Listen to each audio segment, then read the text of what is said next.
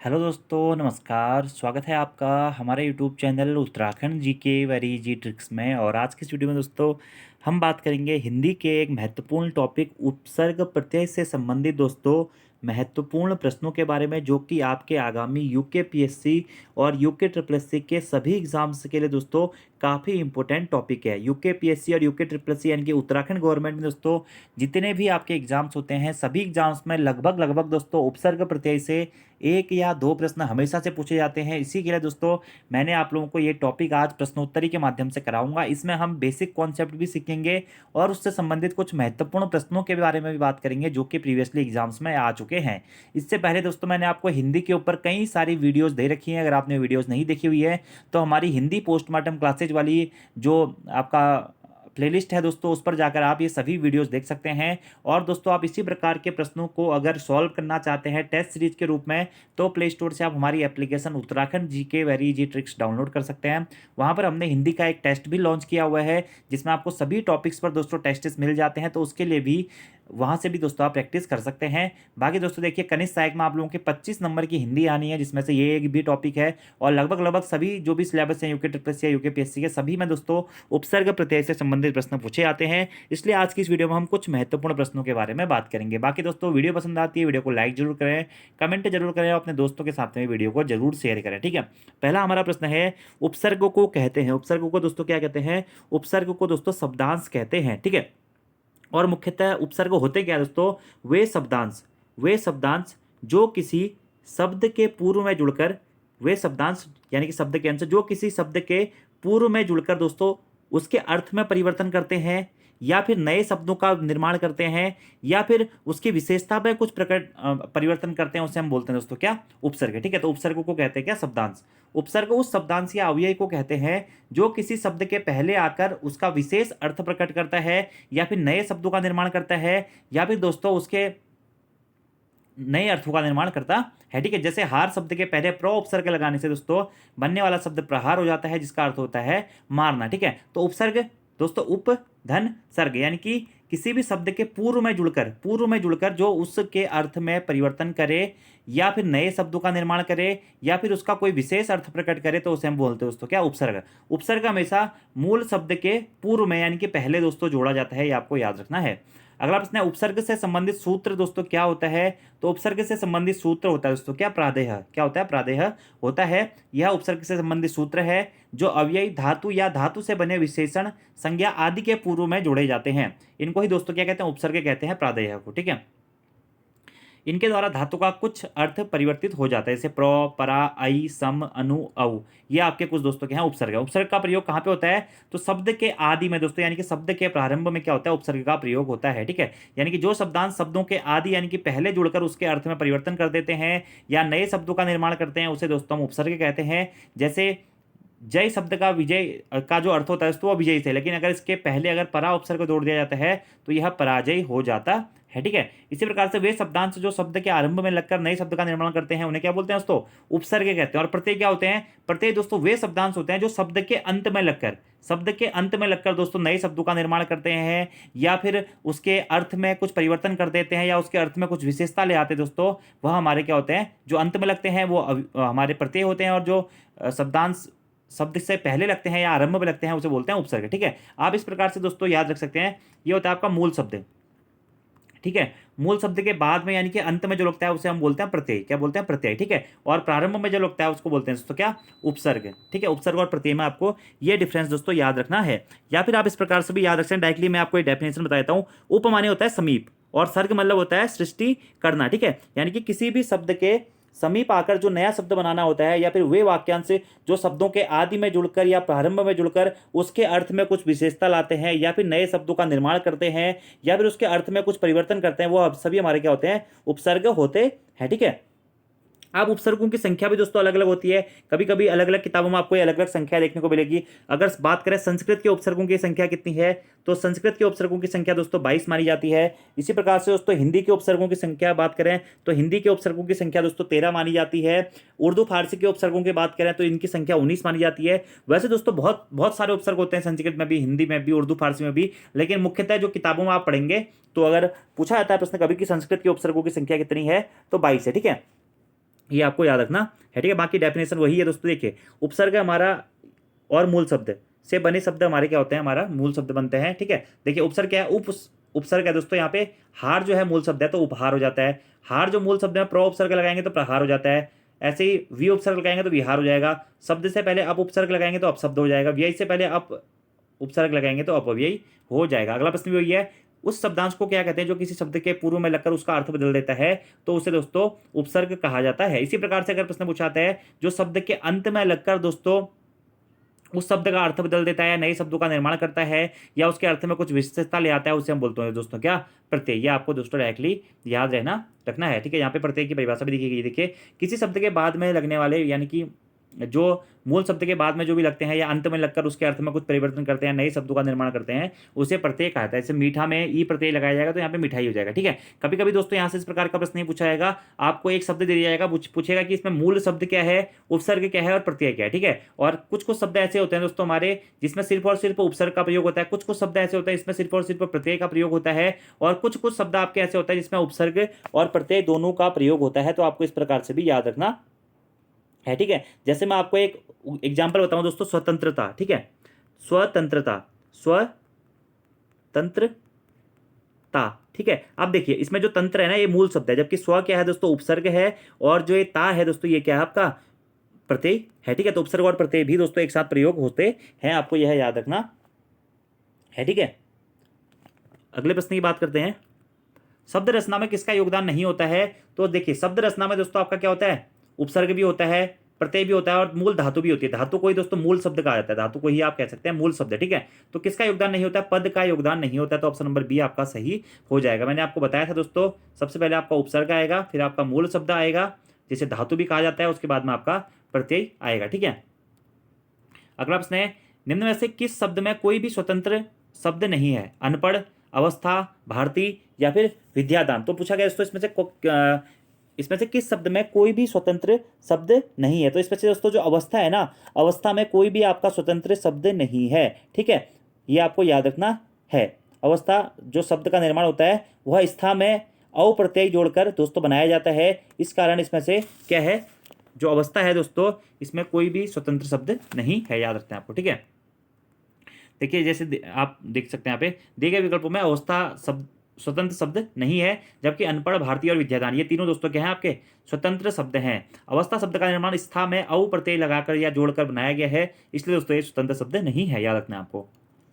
अगले प्रश्न की बात करते हैं, अप उपसर्ग दिए गए विकल्पों में से किसके साथ प्रयुक्त हो सकता है, अपजय, अपराम, अपमान या फिर रण। तो आपको देखते ही पता चला अपमान, अपमान, ठीक है। तो अप उपसर्ग किसके साथ प्रयुक्त हो सकता है, मान के साथ में दोस्तों प्रयुक्त हो सकता है, ठीक है। अब ऐसे अप उपसर्ग से दोस्तों कुछ अन्य शब्द भी बनते हैं, जैसे कि अप शब्द में भी अप उपसर्ग होता है, अपहरण में अप उपसर्ग होता है, अपराध में अप उपसर्ग होता है, अपकार में, अप्रभ्रंश में, अपयश में, ठीक है। इसी प्रकार से अन्य कई सारे शब्दों में दोस्तों अप जो उपसर्ग है उसका प्रयोग किया जाता है, ठीक है। ये आपको याद रखना है। और अप जो है दोस्तों यह क्या है, एक संस्कृत का उपसर्ग है जिसका अर्थ होता है लघु या हीनता या विरुद्ध तथा आभार, ठीक है। तो ये भी आपको दोस्तों याद रखना है, जो अप आपका उपसर्ग है इसका अर्थ क्या होता है, लघुता होता है, हीनता होता है, विरुद्ध होता है और आभार होता है। अगला प्रश्न है, रिक्त स्थानों की पूर्ति के लिए दिए गए विकल्पों में से सही विकल्प का चयन कीजिए। अब देखिए दोस्तों प्रश्न क्या है, डैश डैश डैश और डैश डैश दोनों शब्दांश हैं जिन्हें मूल में जोड़कर नए शब्दों का निर्माण किया जाता है। क्या उपसर्ग और प्रत्यय दोस्तों दोनों क्या है, शब्दांश हैं जिन्हें मूल शब्दों में जोड़कर नए शब्दों का निर्माण किया जाता है। तो ऑप्शन नंबर सी दोस्तों आपका यहाँ पर सही आंसर हो जाएगा। अगले प्रश्न की बात करते हैं, प्रत्येक शब्द में कौन सा उपसर्ग है दोस्तों। तो प्रत्येक जो शब्द है दोस्तों प्रतिधन एक, तो यहाँ पे क्या है दोस्तों आपका प्रति उपसर्ग हो जाएगा प्रत्येक में, ठीक है। यानी कि वे शब्दांश जो शब्दों के आदि में जुड़कर यानी कि पहले जुड़ रहा है, देखिए प्रति धन एक, तो यहाँ पे क्या हो जाएगा प्रति उपसर्ग हो जाएगा, ठीक है। ऐसे प्रति उपसर्ग से बनने वाले कुछ अन्य शब्द भी हैं, जैसे प्रतिकूल हो गया, प्रत्यक्ष हो गया, प्रतिक्षण हो गया। तो प्रश्न डायरेक्टली पूछा जाएगा कि प्रत्यक्ष में कौन सा उपसर्ग का प्रयोग किया गया। तो प्रत्यक्ष में दोस्तों क्या है, प्रति उपसर्ग का प्रयोग किया गया, किसका, प्रति उपसर्ग का। ऐसे दोस्तों देखिए पराजय में किस उपसर्ग का प्रयोग किया गया है। तो पराजय में दोस्तों परा उपसर्ग का आपका प्रयोग किया जाता है, ठीक है। परा का अर्थ होता है क्या, उल्टा, अनादर तथा नाश, ठीक है। तो दोस्तों कभी कभी इन उपसर्गों के अर्थ भी पूछ ले जाते हैं। तो परा उपसर्ग का अर्थ होता है उल्टा, अनादर तथा नाश, और परा उपसर्ग से बनने वाले शब्द हैं आपके पराभव, परामर्श, पराक्रम और पराभूत। अगला प्रश्न है दोस्तों, निर्गुण शब्द में कौन सा उपसर्ग होता है? ठीक है, निर्गुण में दोस्तों आपका क्या होता है? निर उपसर्ग होता है। यह प्रश्न एग्जाम में कई बार पूछा भी जा चुका है। निर्गुण में क्या होता है? निर उपसर्ग होता है। ठीक है, और निर उपसर्ग का अर्थ क्या होता है दोस्तों? ये होता है बाहर, निषेध या फिर रहित। और निर जो है यह भी संस्कृत का एक आपका उपसर्ग है। इससे निर्मित कुछ दोस्तों अन्य शब्द जैसे निर्वास में भी निर उपसर्ग है, निर्भय में भी निर उपसर्ग है, निर्वाह में भी निर उपसर्ग है, और निर्दोष में भी दोस्तों आपका क्या है? निर उपसर्ग है। उपसर्ग यानी कि दोस्तों मूल शब्द के पहले लगकर जो भी नए शब्दों का निर्माण करेगा या अर्थ में परिवर्तन करेगा या अर्थ में विशेषता लाएगा उसे बोलते हैं उपसर्ग। और जो मूल शब्द के बाद में जुड़कर उसमें नए शब्दों का निर्माण करता है या अर्थ में परिवर्तन करता है या अर्थ में कोई विशेषता लाता है तो उसको बोल देते हैं प्रत्यय। बस आपको यही याद रखना है और ऑप्शंस के अकॉर्डिंग आपको इनका विभाजन दोस्तों कर देना है। जैसे निर उपसर्ग लगेगा, निर धन गुण हो जाएगा निर्गुण। तो गुण जो आपका गुण है यहाँ पर यह मूल शब्द हो जाता है और निर आपका इसमें क्या है? उपसर्ग हो जाता है। ठीक है, ऐसे निर्दोष में, निर्वाह में, निर्भय में और निर्वास में, इसमें सभी में दोस्तों क्या है? आपका निर उपसर्ग होता है जिसका अर्थ होता है बाहर, निषेध या फिर रहित। ऐसे दोस्तों आपको याद रखना है जो आपका अप उपसर्ग है ना, इससे एक बार एग्जाम में प्रश्न पूछा चुका है कि अप उपसर्ग का अर्थ क्या होता है? तो अप उपसर्ग का अर्थ होता है लघुता, हीनता या विरुद्ध या फिर आभार आप ये कह सकते हैं। अगला प्रश्न देखिए, देखो दोस्तों कि अनु उपसर्ग से बना शब्द कौन सा है? अनुचर, अनुपमा, अंतर या फिर अनुत्तर। तो अनु उपसर्ग से बना जो शब्द है दोस्तों वो आपका अनुचर है। ठीक है, अनुचर, अनु आपका इसमें उपसर्ग हो जाएगा और चर आपका इसमें क्या हो जाएगा दोस्तों? मूल शब्द हो जाएगा। और यह भी दोस्तों संस्कृत का एक उपसर्ग है। और अनु का अर्थ होता है क्रम, पीछे या फिर समानता। ठीक है, ऐसे ही कुछ अन्य शब्द दोस्तों जिसमें अनु उपसर्ग होता है वो कौन कौन से हैं? अनुगमन हो गया, अनुस्वर हो गया, अनुरूप हो गया, अनुज हो गया, अनुशासन हो गया, अनुकरण हो गया, अनुवाद हो गया और अनुक्रम हो गया। ठीक है, इन सभी में दोस्तों क्या है? आपका अनु उपसर्ग है। ठीक है, जबकि देखिए दोस्तों अंतर में अनुस्वर्ग नहीं है, अनुपमा में भी नहीं है, अनुत्तर में भी नहीं है। ठीक है, याद रखना आपको। अगला प्रश्न है, संयोग शब्द में उपसर्ग एवं मूल शब्द कौन कौन से हैं? ठीक है, अब देखिए दोस्तों संयोग यहाँ पे पूछा गया। ठीक है, 4 ऑप्शन आपको देखने हैं और ऑप्शंस के आधार पर ही दोस्तों आप इस प्रकार के प्रश्नों को कर सकते हैं। तो संयोग में दोस्तों आपका होता है क्या? सम उपसर्ग होता है। सम धन योग, सम आपका यहाँ पे उपसर्ग हो जाएगा, योग आपका इसमें दोस्तों क्या हो जाता है? मूल शब्द हो जाता है। ठीक है, तो सम धन योग यानी कि संयोग। ठीक है, सम दोस्तों यह भी संस्कृत का उपसर्ग है जिसका अर्थ होता है पूर्णता या फिर संयोग। ठीक है, ऐसे सम उपसर्ग से बनने वाले कुछ अन्य शब्द है दोस्तों क्या है? क्या है? संस्कृत। देखिए संस्कृत में भी आपका दोस्तों सम उपसर्ग होता है, याद रखना है। ठीक है, सम। ऐसे संग्रह, संतोष, संन्यास, संस्कार और संरक्षण, इन सभी में दोस्तों आपका क्या है? सम उपसर्ग होता है। याद रखना है आपको दोस्तों, प्रश्न पूछा जाएगा कि संस्कृत में कौन सा उपसर्ग है? सम उपसर्ग है। संग्रह में कौन सा है? सम है। संतोष में सम है, संन्यास में सम है, संस्कार में सम है और संरक्षण में भी सम उपसर्ग का दोस्तों आपका प्रयोग किया जाता है। अगला प्रश्न है, अलिक शब्द में निम्न में से कौन सा अलिक शब्द में निम्न में से कौन सा प्रयुक्त किया गया है?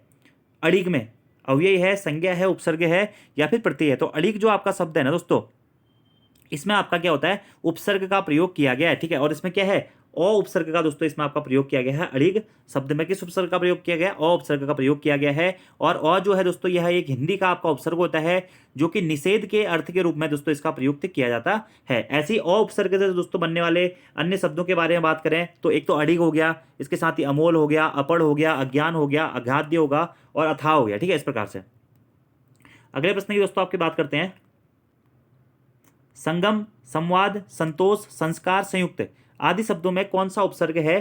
तो संगम हो गया, संवाद हो गया, संतोष हो गया, संस्कार हो गया और संयुक्त हो गया। इन सभी में दोस्तों क्या है? सम उपसर्ग है। थोड़ी देर पहले ही मैंने आपको बताया था। ठीक है, इन सभी में दोस्तों सम उपसर्ग है। ठीक है, और सम क्या है दोस्तों? एक संस्कृत का उपसर्ग है जिसका अर्थ होता है क्या?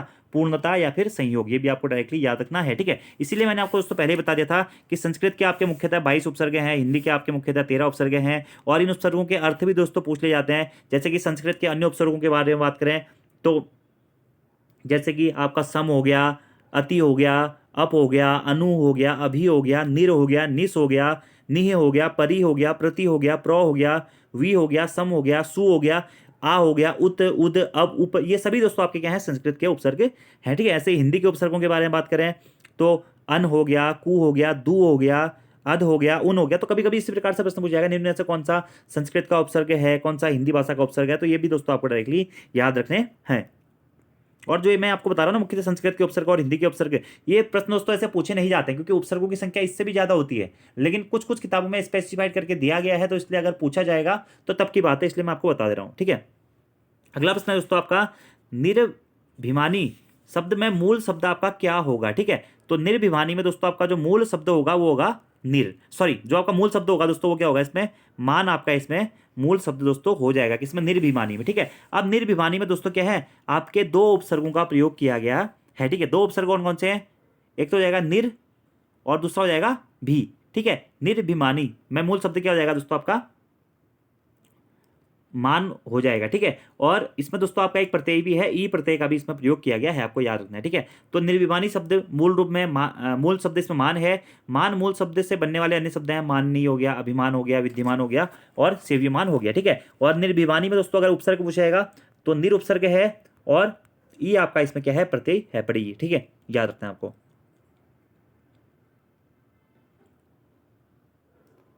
और भी आपका इसमें दोस्तों क्या उपसर्ग है, दो उपसर्ग है, निर प्लस भी प्लस मानी। मानी मूल मान आपका मूल शब्द हो जाएगा और ई जो हो जाएगा आपका प्रत्यय हो जाएगा, याद रखना है आपको। ठीक है, अगला प्रश्न है सम उपसर्ग का मौ किस शब्द में सुनाई पड़ता है, संयम, संवाद, संभावना या फिर संख्या। तो अगर आप दोस्तों इनका उच्चारण ही करते हैं ना तो मुख्यतः जो सम उपसर्ग है सही में सुनाई देता है, लेकिन मेरे हिसाब से इसका आंसर संवाद होना चाहिए। ठीक है, संवाद, देखिए संवाद, संवाद, संभावना। अब देखिए संभावना में भी हो रहा है, संयम, संख्या इसमें तो नहीं है, तो संवाद और संभावना इसका आंसर दोस्तों हो सकता है। तो बी और सी दोनों ही इसके सही है। अगला है दोस्तों प्रत्यर्पण शब्द में कौन सा उपसर्ग लगा हुआ है, तो प्रत्यर्पण, प्रति, धन, अर्पण। तो अर्पण इसमें दोस्तों मूल शब्द हो जाएगा और प्रति इसमें दोस्तों क्या हो जाएगा आपका उपसर्ग हो जाएगा।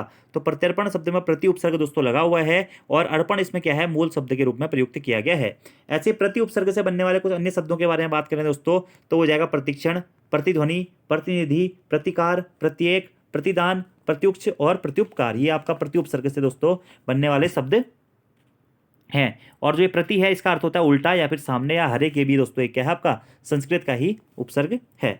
अगला प्रश्न है किस शब्द में उत उपसर्ग का प्रयोग नहीं किया गया, उद्गम, उत्कर्ष, उत्तम या फिर अत्यधिक। तो अत्यधिक में दोस्तों देखिए उत उपसर्ग का प्रयोग नहीं है, अत्यधिक में दोस्तों क्या है अति उपसर्ग का दोस्तों आपका प्रयोग किया जाएगा। ठीक है, जबकि उत उपसर्ग उद्गम में भी है, उत्कर्ष में भी है और उत्तम में भी है। ठीक है, और उत उपसर्ग का अर्थ होता है ऊंचा, श्रेष्ठ या फिर ऊपर। ठीक है, ऐसे उद्गम हो गया, उत्कर्ष हो गया, उत्पत्ति हो गया, उत्तम हो गया, ये सभी आपके क्या हैं उत उपसर्ग से बनने वाले शब्द हैं। अगला है प्रत्येक शब्द में कौन सा उपसर्ग है, तो प्रति उपसर्ग है, ये मैंने दोस्तों आपको बता दिया है। ऐसे प्रतिकूल, प्रत्यक्ष और प्रतिक्षण में भी आपका प्रति दोस्तों उपसर्ग होता है।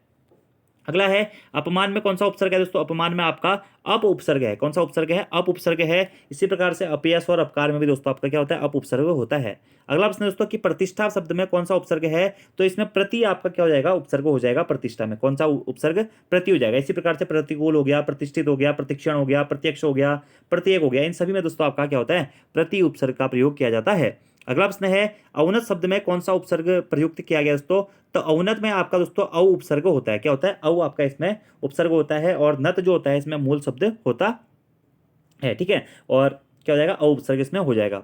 अगले प्रश्न की बात करते हैं दिए गए विकल्पों में से किसमें उपसर्ग अति का प्रयोग नहीं हुआ है, अतिथि, अत्यधिक, अत्यंत या फिर अतिरिक्त। तो किसमें दोस्तों अति उपसर्ग का प्रयोग नहीं हुआ है यह पूछा गया है। इसमें से दोस्तों अतिथि में ना अति उपसर्ग का प्रयोग नहीं हुआ है। ठीक है, अतिथि में, जबकि अत्यधिक में हुआ है, अतिधन अधिक, अत्यंत में भी होता है अतिधनंत और अतिरिक्त अतिधन अतिधन रिक्त अतिरिक्त। ठीक है, तो किसमें नहीं हुआ है दोस्तों, तो अतिथि में आपका क्या हुआ है अति उपसर्ग का प्रयोग दोस्तों नहीं हुआ है। और अतिथि जो दोस्तों ये शब्द है ना इसमें अ उपसर्ग का प्रयोग हुआ है। ठीक है, अ उपसर्ग का इसमें प्रयोग हुआ है किसमें अतिथि में, और तिथि क्या है इसमें मूल शब्द है।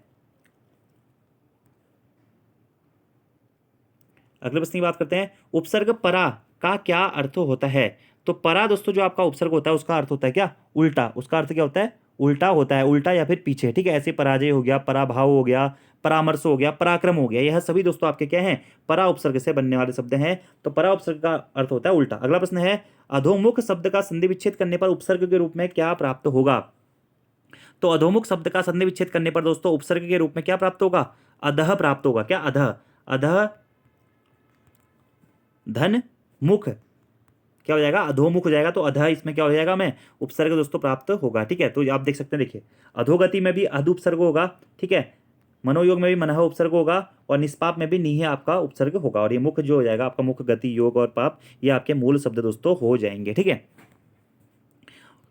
ऐसे दोस्तों अगले प्रश्न की बात करते हैं निम्नलिखित शब्दों में से एक में उपसर्ग का प्रयोग नहीं है, किसमें, कुख्यात, कुचाल, कुलीन या फिर कुयोग। तो इसमें से दोस्तों जो कुलीन है ना इसमें उपसर्ग का प्रयोग नहीं किया जाता है, जबकि कुख्यात, कुचाल और कुयोग इन सभी तीनों में किसमें कुख्यात, कुचाल और कुयोग इस सभी में दोस्तों कु उपसर्ग का प्रयोग किया गया है। जबकि कुलीन में दोस्तों कु उपसर्ग का प्रयोग या किसी भी उपसर्ग का प्रयोग नहीं किया गया है, आपको यह याद रखना है।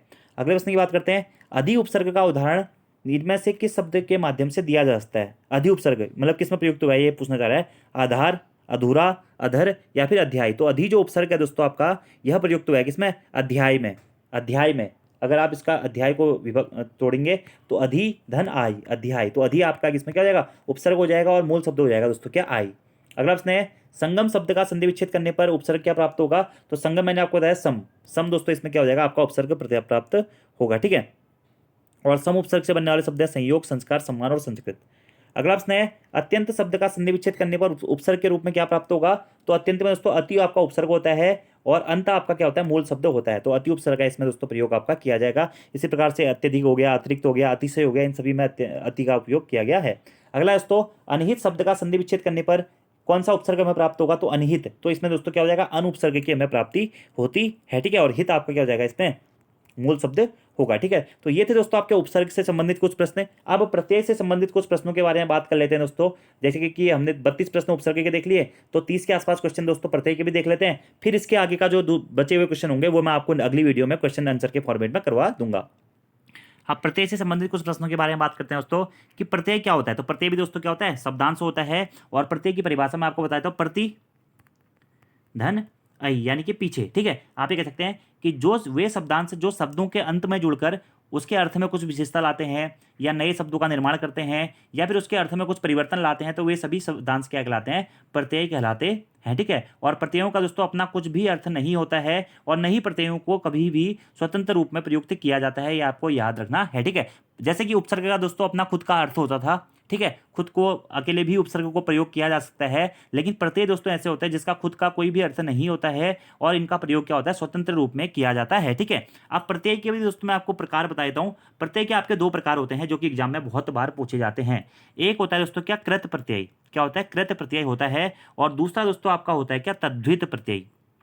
ये दोनों आपको याद रखना है। प्रत्यय के दो प्रकार होते हैं, कृत प्रत्यय और तद्धित प्रत्यय, ठीक है। अब दोस्तों कृत प्रत्यय क्या होता है ये आपको याद रखना है। वे प्रत्यय जो क्रिया के मूल रूप, ये कृत प्रत्यय क्या होता है? वे प्रत्यय जो क्रिया के मूल रूप यानी कि धातु में जोड़े जाते हैं उन्हें दोस्तों कृत प्रत्यय कहते हैं। धातु के बाद में या क्रिया के मूल रूप धातु के बाद में जो प्रत्यय जोड़े जाते हैं उन्हें कृत प्रत्यय दोस्तों कहा जाता है। और कृत प्रत्यय से बनने वाले जो शब्द होते हैं उन्हें कृदंत शब्द कहा जाता है, ठीक है। जैसे कि लिख धन अक यानी कि लेखक। तो लेखक यहाँ पर क्या हो जाएगा? लेखक में आपका यहाँ पे कृत प्रत्यय दोस्तों होता है, क्योंकि जो लिख है ना, लिख, ये आपका इसमें क्या है दोस्तों? मूल धातु है, ठीक है। अब तद्धित प्रत्यय क्या होते हैं? वे प्रत्यय दोस्तों जो क्रिया के मूल रूप यानी कि धातु को छोड़कर अन्य शब्दों जैसे कि संज्ञा, सर्वनाम, विशेषण या अव्यय के साथ में जुड़ते हैं, वह सभी दोस्तों हमारे तद्धित प्रत्यय कहलाते हैं। और तद्धित प्रत्यय से बनने वाले शब्द हमारे तद्धितांत शब्द दोस्तों कहलाते हैं। तो बहुत बार दोस्तों एग्जाम में प्रश्न पूछा जाता है कि धातु या मूल धातु या क्रिया के मूल रूप यानी कि धातु के पीछे जोड़े जिसे जोड़ा जाता है उसे क्या बोलते हैं? उसे बोलते हैं कृत प्रत्यय। और धातु के अलावा या धातु को छोड़कर दोस्तों संज्ञा, सर्वनाम, विशेषण और अव्यय के साथ में जो प्रत्यय जोड़े जाते हैं उन्हें कहते हैं क्या दोस्तों? तद्धित प्रत्यय। ये आपको याद रखना है। धातु के बाद में जो जुड़ेंगे वो हो जाएंगे दोस्तों आपके क्या? कृत प्रत्यय। क्या? कृत प्रत्यय। और इस प्रकार से बने शब्दों को कृदांत शब्द कहा जाता है। इसी प्रकार से दोस्तों संज्ञा हो गया, सर्वनाम हो गया, विशेषण हो गया या अव्यय हो गया, तो वे प्रत्यय जो संज्ञा, सर्वनाम, विशेषण या अव्यय के साथ में जुड़ते हैं उन्हें दोस्तों तद्धित प्रत्यय कहते हैं। और तद्धित प्रत्यय से बने हुए शब्द हमारे दोस्तों क्या? तद्धितांत शब्द कहलाते हैं। ये आपको डायरेक्टली याद रखना है। यानी कि आप डायरेक्टली कह सकते हैं जो कृत प्रत्यय होता है वो धातुओं में लगता है, जबकि तद्धित प्रत्यय धातु भिन्न शब्दों में लगता है। ये आपको दोस्तों डायरेक्टली याद रखना है। और बहुत सारे प्रत्ययों की संख्या होती है। तो देखिए प्रत्यय शब्दांश वही है जो शब्द के अंत में जोड़कर उसके अर्थ में विशेषता लाते हैं, अर्थ में परिवर्तन ले आते हैं या नए शब्दों का निर्माण करते हैं, उसे कहा जाता है, ठीक है। जैसे कि लेखक में क्या होता है? आपका लिख जो आपका है धातु होती है और अक प्रत्यय का इसमें प्रयोग किया जाता है, ठीक है। अगला प्रश्न है, हिंदी में शब्दों के बाद जोड़े जाने वाले शब्दांशों को क्या कहते हैं? तो हिंदी में दोस्तों जो आपका शब्दों के बाद में जोड़े जाने वाले शब्दांश होते हैं उन्हें प्रत्यय दोस्तों कहा जाता है, ठीक है। प्रत्यय, और प्रत्यय को ही प्रसर्ग भी कहा जाता है। क्या? प्रसर्ग भी कहा जाता है, याद रखना आपको, ठीक है। अगला कृदंत प्रत्यय किन शब्दों के साथ में जुड़ते हैं? तो कृदंत प्रत्यय जो होते हैं दोस्तों यह क्रिया के साथ में जुड़ते हैं, यानी कि क्रिया के मूल रूप धातु के साथ में जिसे जोड़ा जाता है उसे बोलते हैं हम क्या? कृदंत प्रत्यय या फिर कृत प्रत्यय भी दोस्तों आप इसे कह सकते हैं, ठीक है। और वही संज्ञा, सर्वनाम या अव्यय के साथ में जो जोड़ते हैं, संज्ञा, सर्वनाम या अव्यय के साथ में जो जोड़ते हैं उन्हें कहा जाता है दोस्तों क्या? तद्धित प्रत्यय या फिर तद्धितांत प्रत्यय। अगला प्रश्न है, देखिए जो कृदंत प्रत्यय होता है वह क्रिया के साथ में जुड़ते हैं। जिन कृदंत शब्दों के द्वारा क्रियाओं के भाव का स्पष्टीकरण होता है उन्हें भावनात्मक कृदंत कहलाते हैं। ठीक है, क्या रखना है? ला प्रत्यय है क्या? कर्ताकार की, करणकार की, कर्मकार की या फिर संप्रदानकार की। तो जो ला दोस्तों आपका प्रत्यय होता है यह कर्ताकार की प्रत्यय होता है। ठीक है, आप कह सकते हैं जैसे कि गमला हो गया, शीतला हो गया, अगला हो गया, मझला हो गया, पिछला हो गया, ये सभी आपके क्या होते हैं? ला प्रत्यय हो जाएंगे। ठीक है, ऐसे ही कुछ प्रत्ययों के बारे में बात करें जैसे कि अक्कड़ हो गया, अंत हो गया, आ हो गया, आई हो गया, अवल हो गया, ऊजा हो गया, ऊ हो गया, का हो गया, की हो गया, टी हो गया, वाह हो गया, सा हो गया। तो ऐसे कई सारे दोस्तों प्रत्यय हैं। ठीक है, ये आपको याद रखना है। अब दोस्तों कभी कभी एक प्रश्न ये भी पूछ लिया जाता है ना, ये आप स्पेशली नोट कर लीजिएगा कि इतिहास या स्रोत के आधार पर हिंदी प्रत्ययों को कितने भागों में बांटा जाता है। वैसे तो दोस्तों प्रत्यय के मुख्यतः जो प्रत्यय के होते हैं मुख्यतः दो भाग होते हैं, लेकिन अगर स्पेसिफाई करके पूछे इतिहास या स्रोत के आधार पर हिंदी प्रत्ययों को कितने भागों में बांटा जाता है, तो इतिहास या स्रोत के आधार पर हिंदी प्रत्ययों को 4 भागों में दोस्तों बांटा जाता है। तत्सम प्रत्यय, तद्भव प्रत्यय, देशज प्रत्यय और विदेशज प्रत्यय। ये हो जाएगा इतिहास या स्रोत के आधार पर। ये भी दोस्तों आपको डायरेक्टली याद रखना है। ठीक है, अगला प्रश्न है कौन सा प्रत्यय हिंदी भाषा में बहुवचन के रूप में जाना जाता है। ठीक है, तो हिंदी भाषा में दोस्तों बहुवचन के रूप में इनमें से कौन सा प्रत्यय जाना जाता है? ओ, ए, ऐ या फिर आ। ठीक है, तो जो ओ प्रत्यय है दोस्तों यह क्या होता है? बहुवचन के रूप में जाना जाता है। ठीक है, याद रखना है आपको। ठीक है, और स्त्रीलिंग के रूप में कौन सा प्रत्यय जाना जाता है? तो ई प्रत्यय जो है वह स्त्रीलिंग के रूप में जाना जाता है, ये आपको याद रखना है। तो ओ जो प्रत्यय है वह हिंदी भाषा में बहुवचन के रूप में जाना जाता है। अगले प्रश्न की बात करते हैं दोस्तों, मिठास शब्द में किस प्रत्यय का प्रयोग होता है? तो मिठ धन आस, यानी कि यहाँ पे दोस्तों क्या होता है? आस प्रत्यय का प्रयोग किया गया है, याद रखना है जो आपको। ठीक है, किसका? आस प्रत्यय का। ठीक है, और आस जो है यह इच्छावाचक प्रत्यय है, जैसे कि मिठास हो गया, प्यास हो गया और निकास हो गया। अगला प्रश्न है निम्नलिखित प्रयुक्त प्रत्यय के लिए सही विकल्प चुनिए। मच्छरदानी में कौन सा प्रत्यय दोस्तों आपका होगा? तो इसमें दोस्तों क्या हो जाएगा? दानी प्रत्यय हो जाएगा। ठीक है, और प्रत्ययों का कोई विशेष अर्थ दोस्तों नहीं होता है, आपको यह याद रखना है। ठीक है, ऐसे ही श्रृंगार दानी हो गया तो उसमें भी दानी आपका प्रत्यय हो जाएगा। ठीक है, अगले प्रश्न की बात करते हैं, धातु के अंत में जोड़े जाने वाले प्रत्यय क्या कहलाते हैं? तो धातु के अंत में जो जोड़ा जाता है दोस्तों उसे कहते हैं क्या? हमारा कृत प्रत्यय। और उसी प्रकार से अगर आपसे पूछा था संज्ञा, सर्वनाम, विशेषण या अव्यय के बाद में जो प्रत्यय जोड़े जाते हैं उन्हें कहते हैं क्या? तद्वित प्रत्यय। आपको यह याद रखना है, मैंने आपको पहले ही बता दिया, आप यहाँ पर भी देख सकते हैं कि धातु के अंत में जोड़े जाने वाले प्रत्ययों को कृत प्रत्यय या कृदंत प्रत्यय कहते हैं। शब्दों के बाद जो अक्षर या अक्षर समूह लगाया जाता है उसे प्रत्यय कहा जाता है। दो प्रकार के होते हैं, कृत और तद्वित प्रत्यय। ठीक है, इसी प्रकार से संज्ञा, सर्वनाम, विशेषण के अंत में लगने वाले प्रत्यय जो होते हैं वह तद्वित प्रत्यय कहलाते हैं। अब कुछ कृत प्रत्यय जो प्रत्यय हैं वो ये हैं। ठीक है, ये कृत प्रत्यय हैं जैसे अ, अंत, आवत, औती, बहुत सारे दोस्तों आपके कृत प्रत्यय हैं। तो अगर आपसे पूछा था कि कृत प्रत्यय है, तद्वित प्रत्यय है, तो वहां पर आप देखिएगा कि संज्ञा के बाद में जोड़ा गया है या फिर दोस्तों क्रिया के बाद में जोड़ा गया है। तो ये इन चीजों का दोस्तों ध्यान रखने वाली बात है। ठीक है, जैसे कि खिलौना हो गया, तो खेल यहाँ पर क्या है दोस्तों? आपका मूल शब्द है, यानी कि धातु है। ठीक है, तो खिलौना, तो यहाँ पे क्या हो जाएगा? यह आपका कृत प्रत्यय हो जाएगा। ठीक है, ना ओना, ओना होगा इसमें प्रत्यय। ठीक है, इसी प्रकार से अगर बात करें हम जोगी, जोगिन, जोगिन बोले हम। ठीक है, जोगिन, तो जोगिन में आपका क्या होगा? जोगी के बाद में इसमें दोस्तों प्रत्यय जोड़ा जा रहा है इन प्रत्यय, तो जोगिन, तो यहां पर क्या हो जाएगा? आपका यह तद्वित प्रत्यय हो जाएगा। तो इस प्रकार से आपको यह ध्यान रखना होता है। ठीक है, अगला है खिलौना शब्द का मूल शब्द क्या है और प्रत्यय क्या है? ठीक है, तो खिलौना, खेल धन औना, यानी कि दोस्तों क्या हो जाएगा आपका? ये खिलौना। ऑप्शन नंबर बी दोस्तों आपका सही हो जाएगा। ठीक है, खेल आपका इसका मूल शब्द है और औना जो है दोस्तों आपका वह प्रत्यय हो जाएगा। और ये जो खेल, ये जो है ना दोस्तों खेल, इसमें क्या हो जाएगा? मूल शब्द जो होता है खेल वह क्या है? धातु है, तो ये हमारा कृत प्रत्यय हो जाएगा क्या? औना। ये भी आपको याद रखना है। अगले प्रश्न की बात करते हैं, वैज्ञानिक शब्द में कौन सा प्रत्यय जुड़ा हुआ है? तो वैज्ञानिक में दोस्तों इक प्रत्यय जुड़ा हुआ है। ऑप्शन नंबर बी आपका सही हो जाएगा। बड़ा वाला इक नहीं दोस्तों, देखिए छोटी ई की मात्रा है, तो यहाँ पे इक प्रत्यय जुड़ा गया है। ठीक है, और इक जो है दोस्तों यह क्या है? एक तद्वित प्रत्यय है जो कि विज्ञान, विज्ञान क्या है? हमारा संज्ञा है, तो संज्ञा शब्द के अंत में जुड़ा है, इसलिए इक हमारा क्या हो जाएगा? तद्वित प्रत्यय हो जाएगा। इसी प्रकार से दैनिक हो गया, वैदिक हो गया, लौकिक हो गया, ऐतिहासिक हो गया, औद्योगिक हो गया, इन सभी में दोस्तों हमारा इक प्रत्यय का प्रयोग किया गया है। दोस्तों प्रत्यय एग्जाम में वैसे कम पूछे जाते हैं, उपसर्गों से संबंधित प्रश्न एग्जाम में ज्यादा पूछे जाते हैं, क्योंकि प्रत्यय तो दोस्तों बहुत सरल होते हैं। अगर आप विभाजित करेंगे ना आपको अपने आप ही पता चलेगा। जैसे कि लिखावट है, तो लिखावट में कौन सा प्रत्यय है? तो लिखावट में दोस्तों आपका आवट प्रत्यय हो जाएगा। लिख धन आवट, लिखावट। ठीक है, आवट प्रत्यय हो जाएगा। ऐसे ही कुछ आवट प्रत्यय वाले और शब्द हैं हमारे, बनावट हो गया, सजावट हो गया, अमावट हो गया, कसावट हो गया, बिनावट हो गया। ठीक है, अगला प्रश्न है मिलाप शब्द में कौन सा प्रत्यय है? ठीक है, तो मिलाप शब्द में दोस्तों आपका क्या हो जाएगा? आप प्रत्यय हो जाएगा। ठीक है, मिल धन आप, मिलाप यहाँ पे प्रत्यय हो, आप प्रत्यय यहाँ पर हो जाएगा। इसी प्रकार से कुछ अन्य उदाहरण है जैसे कि कलाप, अलाप, प्रलाप, विलाप आदि, ये सभी क्या है दोस्तों आपका प्रत्ययों के उदाहरण हो जाएंगे आप प्रत्यय के। अगला प्रश्न है भुलक्कड़ में किस प्रत्यय का प्रयोग हुआ है, तो भुलक्कड़ में दोस्तों आपका क्या हो जाएगा, अक्कड़ प्रत्यय का दोस्तों इसमें प्रयोग किया गया, किसमें, भुलक्कड़ में। और अक्कड़ जो है यह दोस्तों क्या है, कृत प्रत्यय है, ठीक है, अक्कड़ क्या है, कृत प्रत्यय है, ठीक है, जैसे कि घुमक्कड़, पियक्कड़, भुजक्कड़, ये सभी, ठीक है। तो इसमें क्या अक्कड़ प्रत्यय का दोस्तों इसमें प्रयोग किया गया, जैसे कि घुमक्कड़, पियक्कड़, पक्कड़, भुक्कड़, लक्कड़। अगला है कड़ुआहट शब्द में किस प्रत्यय का प्रयोग हुआ है, कड़ुआहट, कड़ुआहट। तो देखते पता चल रहा है क्या है, आहट प्रत्यय का दोस्तों इसमें प्रयोग किया गया है, ठीक है। ऐसी आहट प्रत्यय से बने कुछ अन्य शब्द हैं, चिल्लाहट, घबराहट, चिकनाहट, ठीक है। तो ये आहट शब्दों से बने हैं।